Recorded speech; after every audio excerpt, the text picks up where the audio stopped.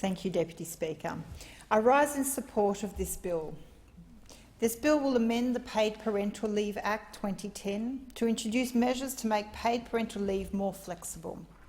This is needed for modern workers as they balance challenging careers, often running self-employed or running small businesses and raising young children. Previously, workers have only been able to access parental leave as a single 12-month period, and this bill will allow workers to take blocks of leave over 24 months. These new measures should increase workforce participation and provide a boon to the economy. It's a step in the right direction and shows that the government is conscious of the barriers women and families still face in the workplace. In Warringah, there are 38,000 families with children under the age of 13 that will benefit from fixing these issues. We have a high proportion of young working families and many dual-income families. The issues of closing the pay gap and increasing childcare subsidies are ones of primary concern when I speak to families around Warringah. Despite numerous previous efforts, we need to be frank about where we're at. Women still face a 14% pay gap and retire with 40% less super, and they still account for 68.7% of all part-time employment. Working mums seeking to increase their own hours of work still face extraordinarily high effective marginal tax rates.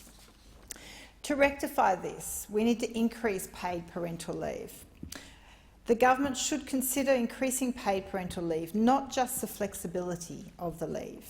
According to the Workplace Gender Equality Agency, it's during the years when many women are balancing paid work with unpaid caring responsibilities at home that the gender pay gap begins, and it widens considerably.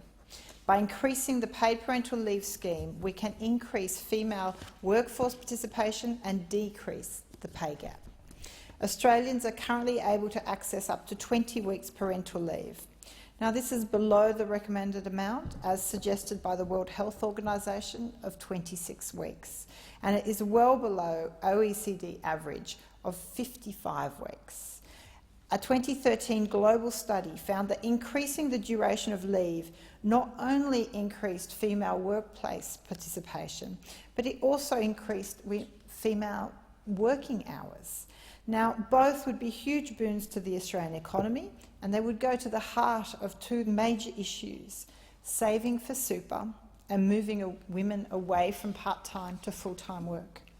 Parental leave itself must be more equitable.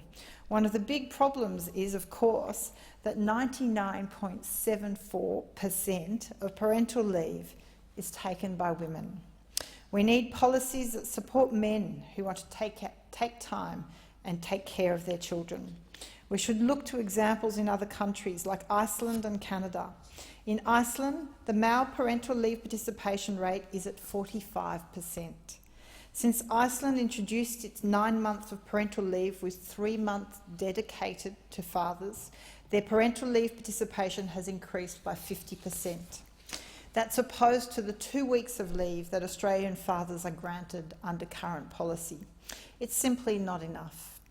Other countries mandate bonus parental leave to both partners if, in the initial months following the birth of a child, both parents take their allotted leave.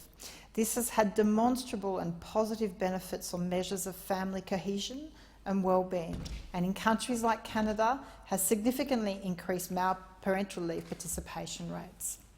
Now, another way to overcome pay and superannuation gap differences would be to legislate increases in childcare subsidy, which commenced in July 2018. The subsidy has been effective in improving workforce participation.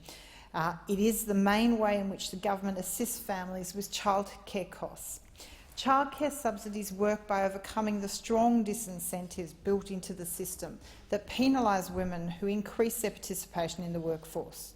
The more that women work, the more they lose the benefit of several allowances, such as the family benefit and the Medicare levy. There are many in my community in Warringah that feel and experience this. It makes little sense because they still need this extra support when juggling both work and raising a family. The OECD have reported that Australian parents pay 31% of their combined income towards childcare. This is not good enough. We have to do better. The benefits of increasing the subsidy would be disproportionate to the cost. Increased workforce participation has not been specifically modelled for this exact policy, but the Grattan Institute and KPMG have both approximated that it will be similar policies would show an increase in annual GDP of $25 billion to $60 billion. I urge the Treasurer and the Government to consider this. While this bill is a step in the right direction, I look forward to conversations to do more, and I hope this Government will introduce more legislation to keep addressing this problem. Many families in Warringah, as well as around Australia, would benefit hugely from further support from this Government along the lines outlined. Thank you. I thank